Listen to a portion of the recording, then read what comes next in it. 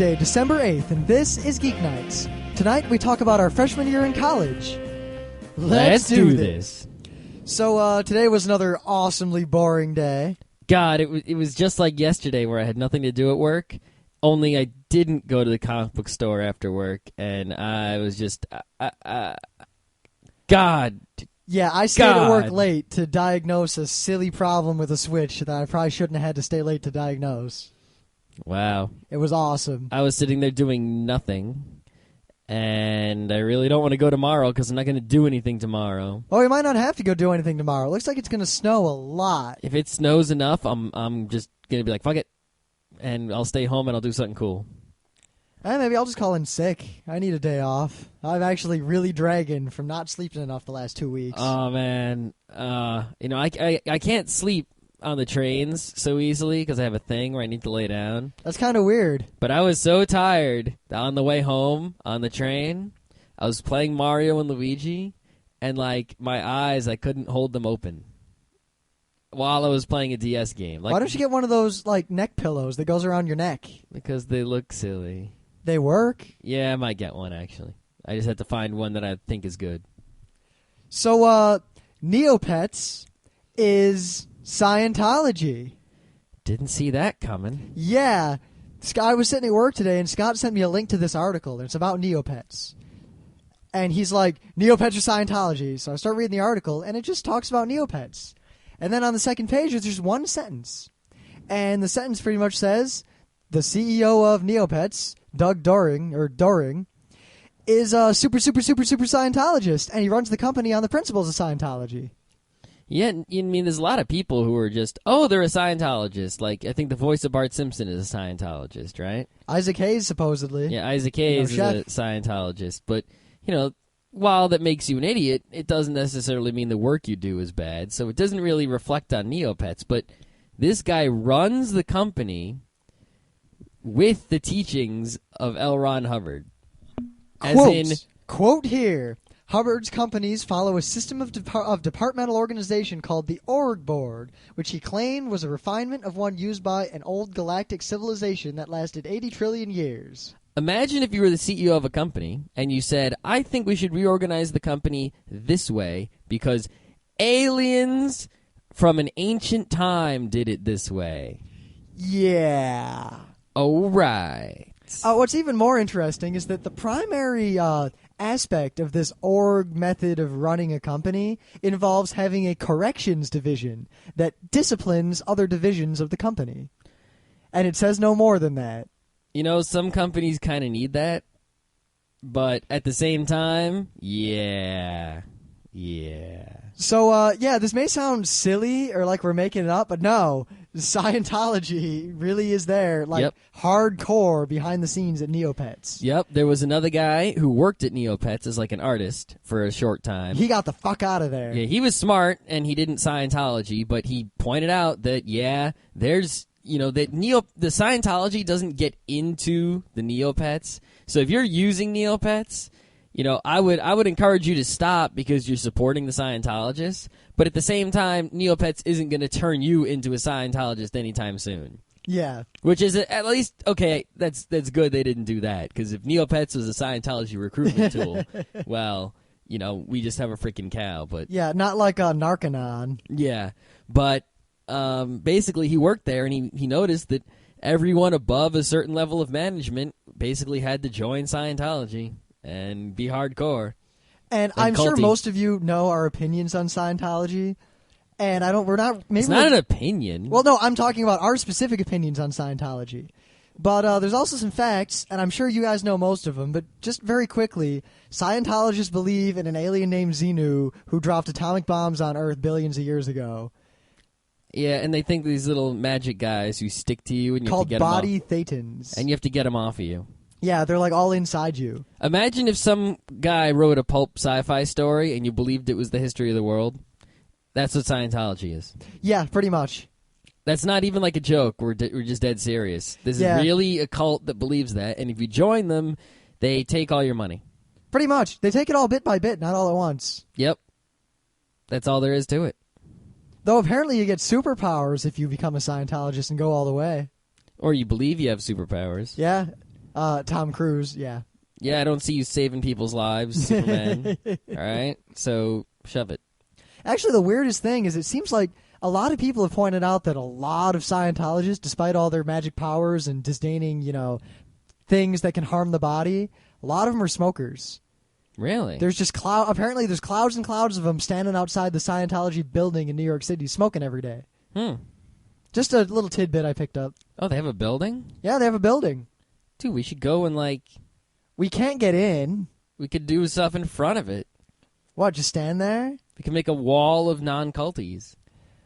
Why don't we just continue to do what we've been doing, which is heckle and harass them whenever they're set up in the subways trying to convert people. Because that won't draw as much ire. It's fun, though.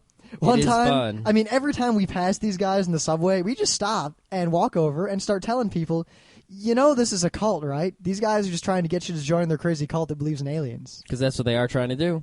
And they really don't know how to deal with that. One time, they threatened to call the police on us, and we were like, all right, fine, call a police officer and explain to him what you just said to us. Yeah. That would have been hilarious if a cop came. I would have been like, these guys are cultists. All I'm doing is telling people in the area, using freedom of speech, that they are cultists. And they're calling the police saying we're harassing them. Here is proof that they're cultists. And the only way that wouldn't work is if the cop was a Scientologist. Yeah.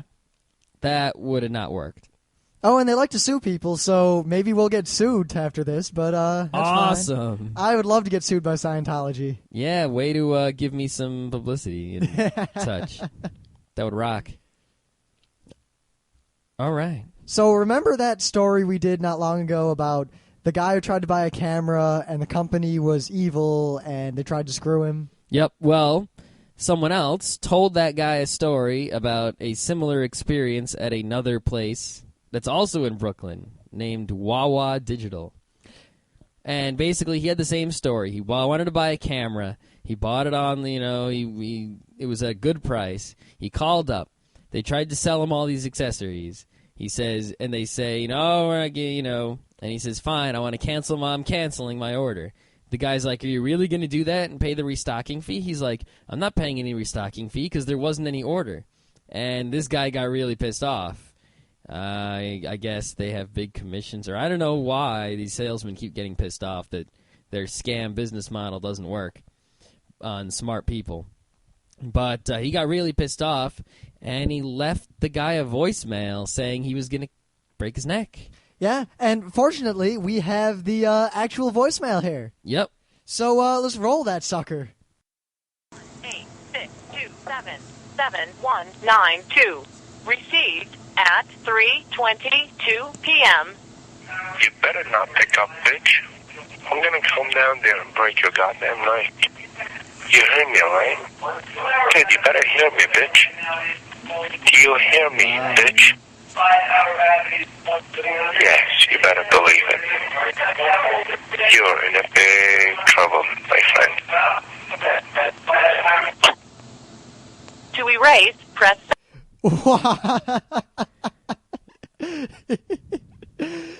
Yeah, I'm sure there's going to be no legal repercussions of that voicemail. Yeah. Threatening physical harm. I don't think anything else needs to be said after hearing that. Yeah, so I guess the moral is don't buy cameras that seem like they're too good a deal to be true from shady vendors in New York City.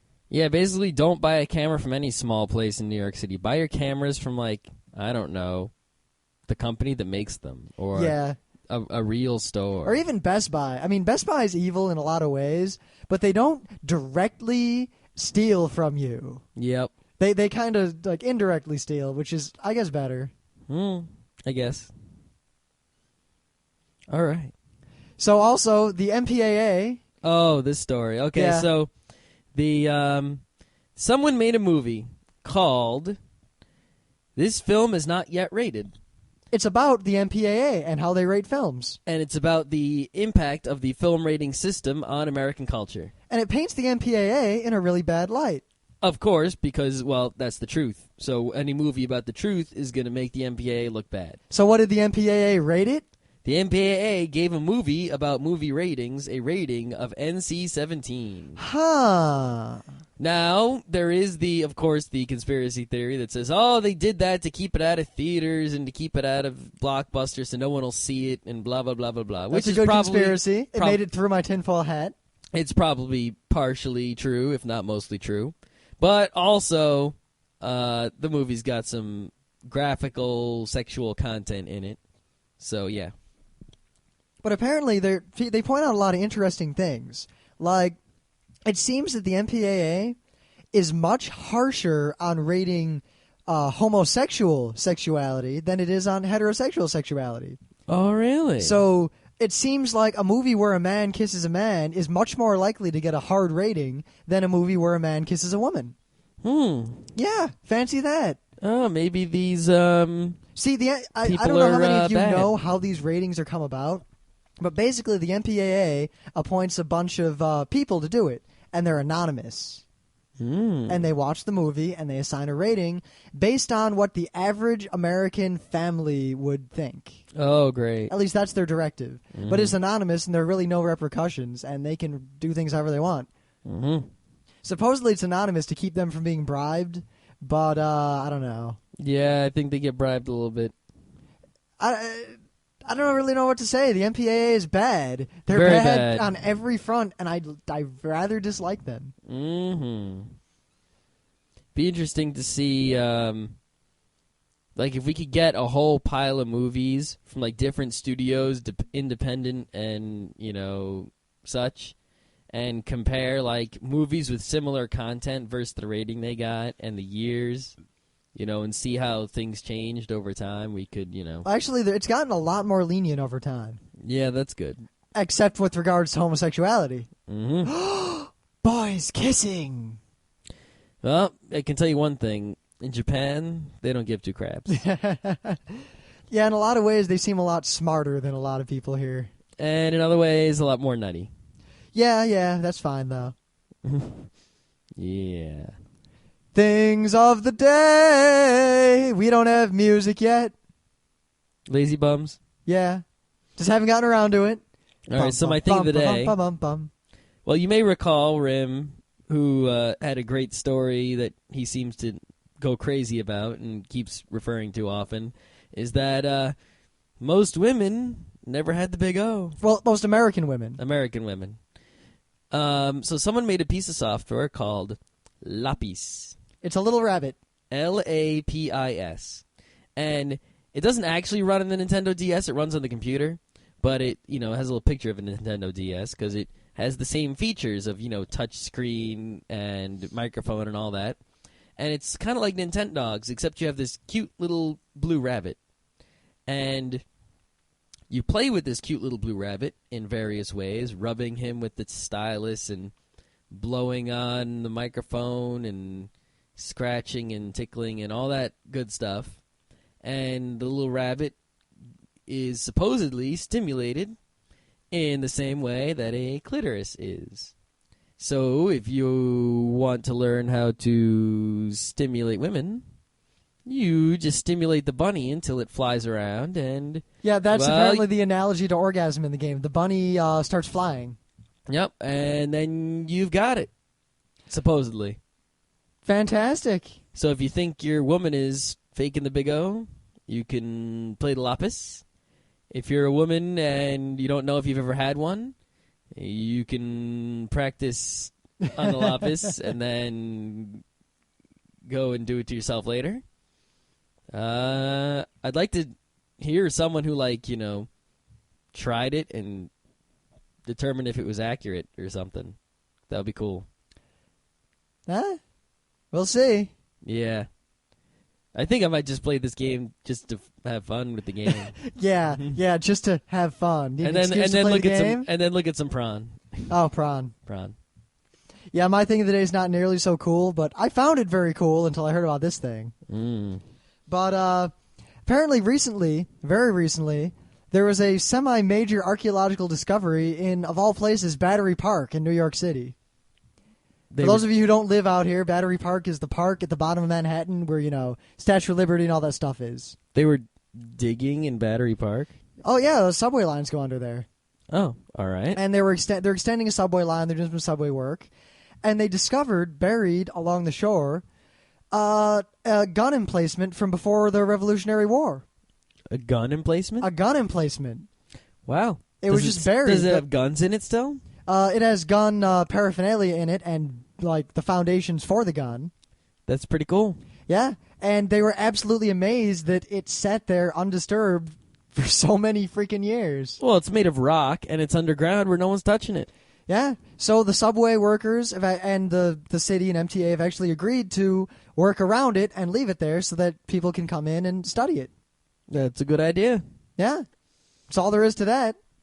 It's always nice to see, because people don't realize that New York City, like, if you were here, 300 years ago, when New York City was actually just like an island, well, Manhattan was just an island with nothing on it, except maybe like some buildings. But it was actually the original dirt and trees and such. The city we have now is like 3 or 4 levels of city above that. Oh, really? It's like, over time they built stuff, then they built stuff, and they built stuff, and they built stuff. It's like way up now. Well, there's lots of cool abandoned stuff. There's abandoned subway stations and subway lines and old like basements, steam tunnels. Yep. But if you look at, say, the first floor of an office building now, that is like at the level that a roof of a house would have been in like the 17 or 1800s. Mm-hmm. Because of the shit they've piled on over time. At least that's what I hear. Uh-huh. But, of course, you can see right here, the gun emplacement, which would normally be, on land, is underground. So you see how that works out. I just thought it was very cool, and I'm glad that they're at least taking the time to study it. Yep. Instead of just, running the 6 line or whatever subway is over there through it. Hey, there's not, too much stuff left in New York City to study, so... What about the crazy homeless guys walking around yelling? Those are crazy homeless guys. You can study them, see what they say. All right, so basically, for our main bit, we were tired. We didn't have much to talk about today. So we figured we'd regale you with stories from our freshman year at RIT. It's a geek fable. Except there's no moral to this one other than have fun in college. Well, I'm going to make up a moral. All right, we'll see if you come up with one or not. All right. I mean, we're already told about how we all met. Yep. And, some stories about RWAG, the gaming club, and our Dungeon Master Dwayne. We don't need to get into that. Nope. But our life as freshmen in college was pretty fantastic. RIT, the dorms, are connected to each other by a whole bunch of tunnels. Yeah, of course, I lived in Peterson, and our tunnels weren't connected to the other tunnels until, like, a few quarters in. Yep. Yeah. But I was in the good dorms, so I could spend an entire weekend without even setting one foot outside in the winter. You were in the dorm that was all guys and vomitacious. I was in the co-ed dorm with no alcohol and no drugs. Yeah, but your dorm was unrenovated and wasn't connected to the tunnels. Which means my rooms were bigger. Plus, despite all the vomitatiousness of my dorm, no one ever vomited on me. You vomited on you. Yeah. See, it's funny. Whenever I get the flu or anything, I vomit. Like, that's my primary mode of fighting illness. And one time when I was a freshman, I got real sick. And in RIT, we have bunk beds. Now, it's kind of a sick story. Not. I guess we've probably told worse things. But I'm laying there in bed, and I'm sick. And I wake up in the middle of the night, and then I vomit. Bargle. Shit. So I get out of bed, and now my roommate, who I never talked to, I don't even know this kid's name anymore. I never talked to him. Yeah, I never knew his name. He was quiet. He wasn't interested in anything I was interested in, so we just never talked, and we left each other alone. He was sitting in the chair, wear headphones guy. Yeah. I'm pretty certain that he awakened and decided to pretend he was asleep to avoid having to deal with what I had just done. That is what I would do also, being a Basically, good the story ends with me putting all my dirty sheets in a hamper, not having any more clean sheets, taking a shower, and then feebly crawling into my bare mattress, covering myself with my last dry towel and trying to sleep. That is hilarious. I really don't miss living in dorms.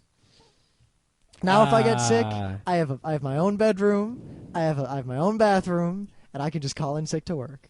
I'm glad I don't vomit, and my streak is very, very long of not vomiting.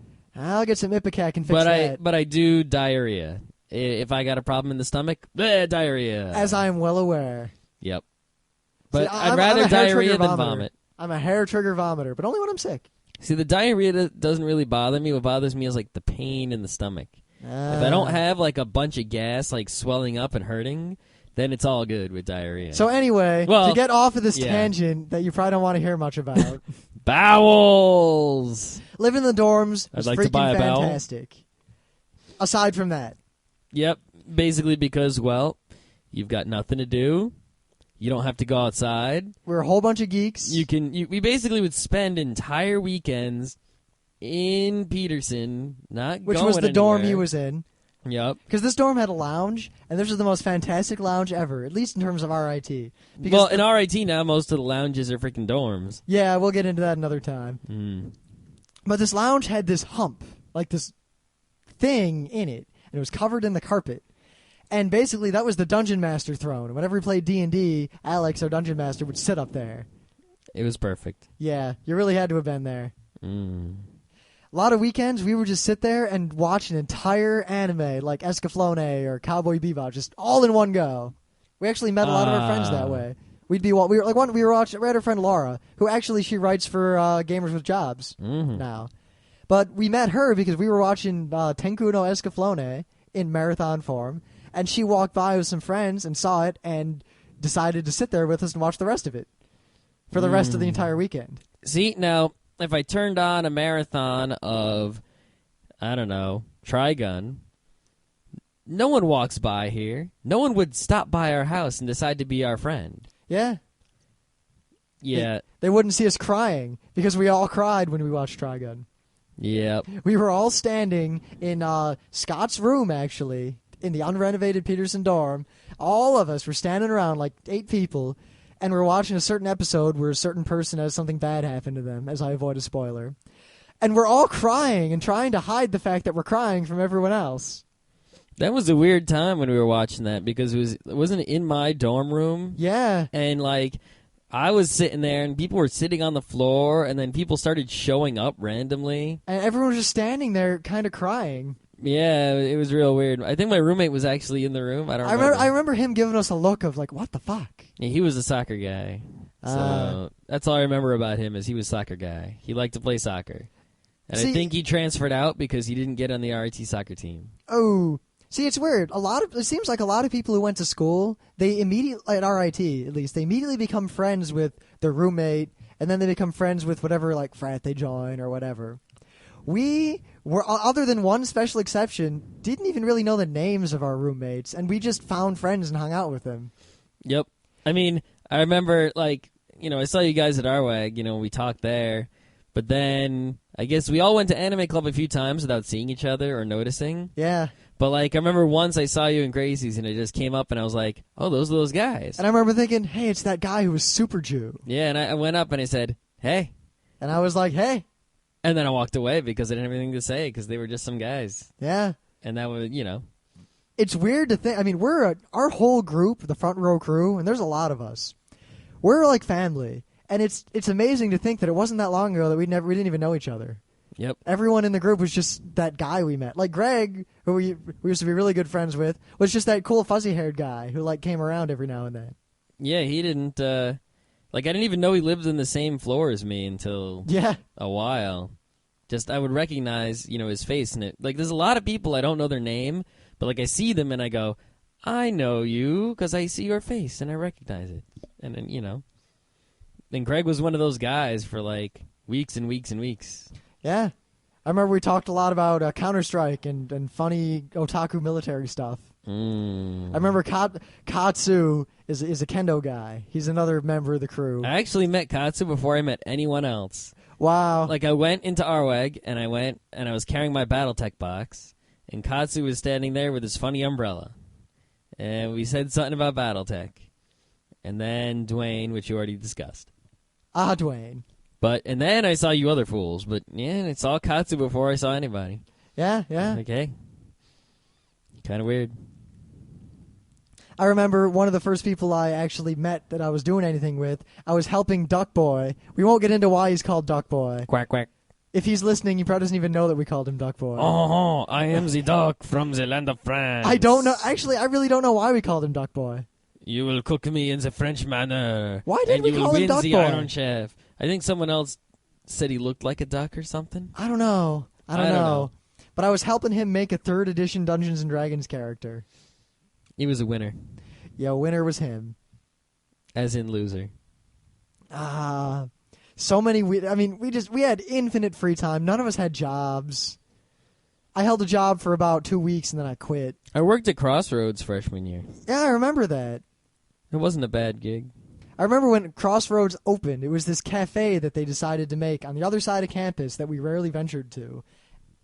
Yeah, you didn't really need to go over there if you were a freshman because it was as far away from the dorms as possible, and it was like the farthest away academic building, which you didn't really go to unless you had, crazy, crazy classes out there. Yep. And freshman year, you don't really have crazy classes, so they're mostly in the close buildings. Freshman year, classes are pretty much nothing. It was pretty much a non-effort, pass every class without even thinking. Yeah, that's, freaking freshman year, my first quarter, I got like a freaking 4, I think, or something crazy, like some crazy-ass high GPA. Yeah, we didn't do homework. Every day at around 6 o'clock, we'd all congregate at Gracie's, the giant campus freshman cafeteria, a.k.a.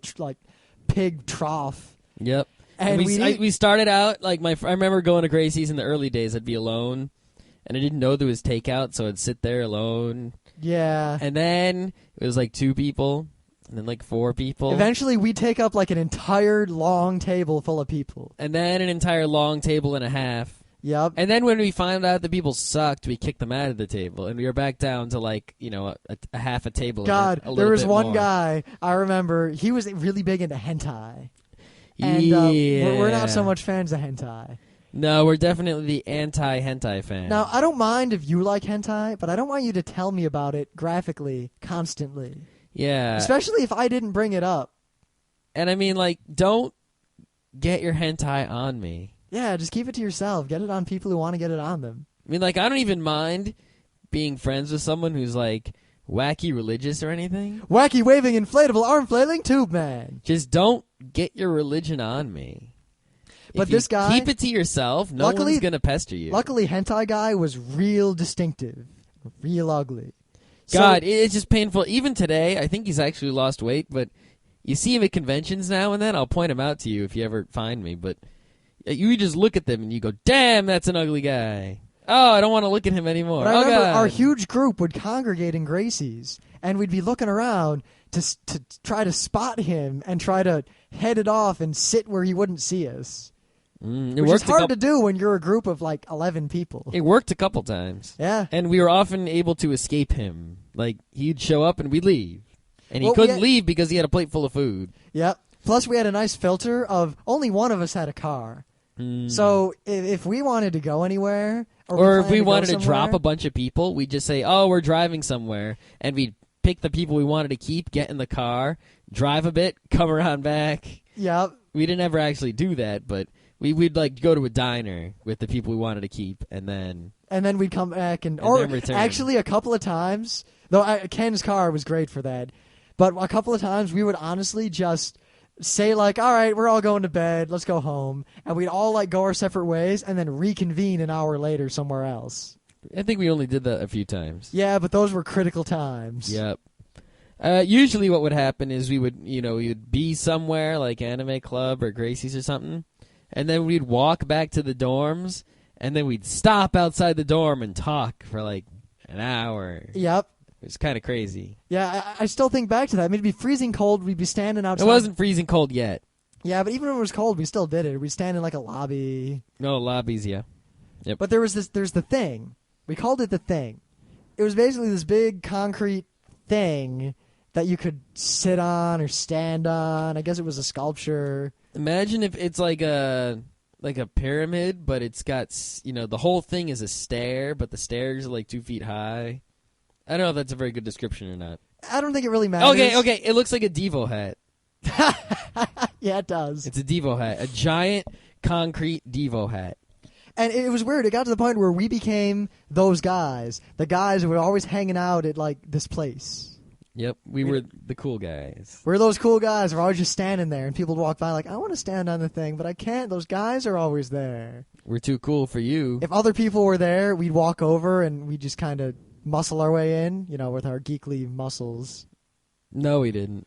Well, by muscle our way in, we just kind of stand around there, and eventually the non-geeks would get uncomfortable and leave. Oh, suck.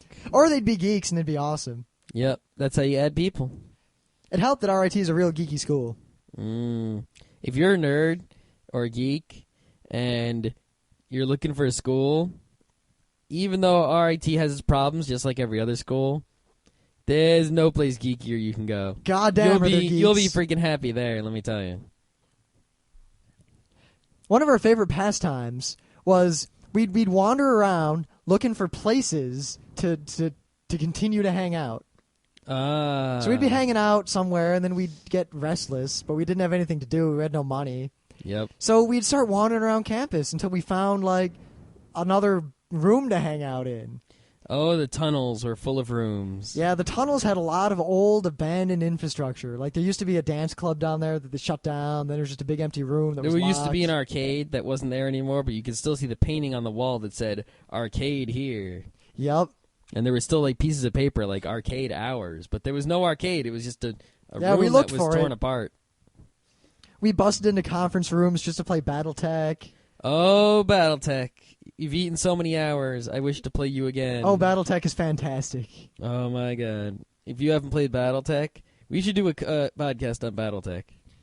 But, yeah, we should. Yep. But we just freaking wander around. We got caught by campus safety once because we were wandering around late at night in the science building. Yeah. And this campus safety guy comes over. He's like, what the hell are you guys doing? Well, the door was open, and we just wanted to walk through because it was kind of cold outside. Yep. And this campus safety guy comes in, and he's like, what are you doing in the building? And we're like, well, the door was open, so we walked through the building to, go in that door and come out the door on the other side so we'd be warm at least for that distance of the walk.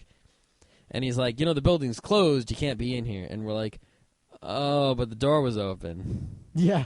So. Even though they often forget to lock doors, and actually there were a lot of, basically there were secret ways in. I don't know if they still work, but there was basically secret ways to get into any building on campus, locked or not, because of those tunnels. Yep. But nowadays they lock the buildings much better, so yeah. You're not going to get in quite as easily. It's actually sad how the campus changed. When we were freshmen, the dorms were open until 11. All the time. Until 11, the doors were just unlocked. You could do whatever you want to go They gave anywhere. me a key to open, the doors of the whole dorms. I never used that key. Ever. Yeah, unless we left late at night and you had to get back in somehow. Even so, even late at night, that door was always open. Yeah, because you walk into Gracie's and yeah. No, I would just walk into my dorm. My dorm was usually locked, but I could get in through the tunnels. Nowadays, I think they have locks in the dorms and then on the elevators. And yeah, nowadays in RIT, if you're a freshman in the dorms, you got to put your key in the elevator to use the freaking elevator. Wow. Yeah. And we also had our, we didn't do this that often, but when we did, it was most enjoyable. Our Zeppelin Days. Oh. Where if it was sunny out, because there are less sunny days in Rochester than there are in Seattle. There are less sunny days in Rochester than there are women at RIT. So our Zeppelin Days, when it was warm enough out, we'd lay on the quarter mile, which is like this path between the dorms and the academic side. Well, Shirtless. it actually went through the academic side, so... Yeah, well, it connected them, and then it continued through the academic side. And that was the extra quarter of mile. So we'd lay there with a boombox playing Zeppelin, shirtless, just kind of sunbathing or tossing a ball around. We were really the only ones who did something like that, and a lot of people gave us weird looks, but no one ever really said anything to us. Yeah, if you wanted to be out on the quarter mile, you had to have a Frisbee or something. You couldn't just... lay out there with music. People would be like, what the hell? You're not working? You're not... What are you doing? Yeah. What's going on? I remember we'd see all those people, furiously studying, and we'd just kind of laugh at them. I never understood that. I mean, look, I graduated. I didn't furiously study ever. What were they doing? What were they doing? What are you doing? What are you doing? How you doing? Freshman year was good. Yeah. I guess the moral here is don't squander your freshman year of college. That's the most fun for the least responsibility you're ever going to have. I think the moral is be one of the people who has diarrhea and not vomit when you get sick. Because vomiting really sucks. All right. So wait. We'll tell some more stories another time. That was a very tiny slice of our life at RIT. Mm-hmm. But to move into some meta bits, this podcast was kind of blah because Scott's all tired and he won't really talk. Hey, I just, what do you want from me? Don't be so tired. Okay, so you better, yeah. Yeah, what? What are you going to say? You're too tired to even argue. I pass blame onto you with some words. Yeah. Anyway, we got a little meta bit. The first meta bit is that we're looking for audio feedback. Other podcasts have audio feedback where people call in or send, MP3s of themselves saying something. So, as opposed to sending us an email with feedback, you record yourself saying the feedback and send it to us. Now, how does this sound? I have a specific kind of feedback. Not really feedback, but a specific thing, if you guys are going to take advantage of this, that we'd like you to do. We were thinking about doing a show about the podcast, or about us, like specifically, why we do this, who we are, whatever. We decided, or at least I decided just now, instead of interviewing each other or just what a telling our democratic story, system. How about this? You guys interview us. Send us audio questions, and we'll set it up to where you, the listeners, interview us one day. Once we have enough questions to do a whole show. That could be pretty cool. Now, there's two ways. Number one, you just record yourself, make an MP3 or a WAV file or something, and email it as an attachment. Or put it on the web and email a link to that location. Any on the kind web. of technology way. Yeah, to geeknights@gmail.com. And in the subject, put audio feedback. The other way you can leave us audio feedback is we have a voicemail box. And the way this works is you call this phone number and you leave a voicemail, and we will get an email with your voicemail as an attachment, and we can use that. The phone number you can call is 206-333-1537. That's 206-333-1537. Outstanding. I'm going to go use that little program on the internet that tells me what words I can make with those numbers. But yeah, so interview us. Ask us whatever you want. No question is out of bounds, though you may not get a serious answer. Yeah, and if we don't like your question, we are in no way obligated to actually use it. Yeah, or we might just make fun of you. Like if you just call in and go, blaga, blaga, blaga, blaga. Oh, we'll probably play it, but... identify yourself. I don't, if in some way, like, hi, my name is blah, or hi, I'm Fred. Yeah, and don't make it too long because... Yeah, verbosity is not what we're after here. Yep. But if your verbosity is high quality, you'll if still you're make Tycho from Penny Arcade, yeah. Go for it. But to quote some words of wisdom, people who don't understand analogies shouldn't make them, and people who don't understand big words should not use them. All right. In addition, I hate asking for votes because they have their web pages where you vote for things and then they go up in the list. But everyone else asks for votes. So if you go to podcastalley.com and vote for us, then that means our link will appear higher up and people will see it. And that's a good way that you can get more people to listen to us, even if you don't have any other people to tell. Of course, only do this if you actually think we deserve it. Yeah, if you think we suck, don't freaking vote for us. God.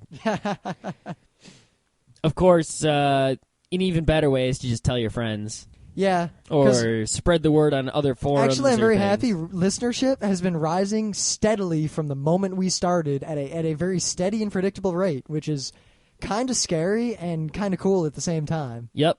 Also, our forums are quite hopping. Yeah, they're hopping madly, and they're very much keeping me busy at work when I'm bored. Yeah. There aren't a crap ton of people there, but there's quite a few people, and they're posting a lot. So if you're not in the forums, you need to go there. Yeah. Just go to frontrowcrew.com and click on forum, and then sign up, and I'll approve you, and post away.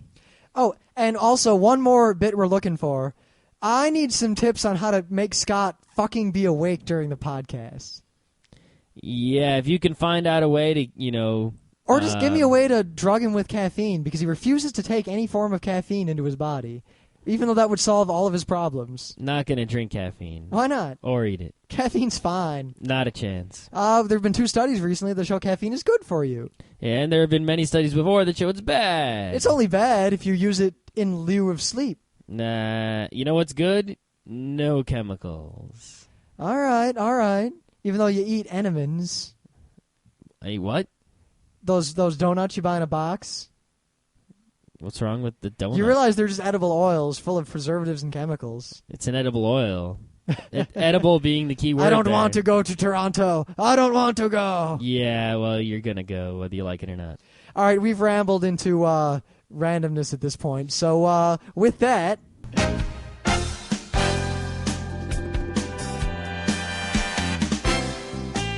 And that was Geeknights with Rim and Scott. Special thanks to DJ Pretzel for the opening music. Thanks for listening. Please remember to point your favorite podcatcher at feeds.feedburner.com/geeknights to get the latest episodes as soon as they're released. Also, please visit our website at www.frontrowcrew.com for the latest updates and forum discussions. And whether you love or hate our podcast, we won't know unless you send your feedback to us at geeknights@gmail.com.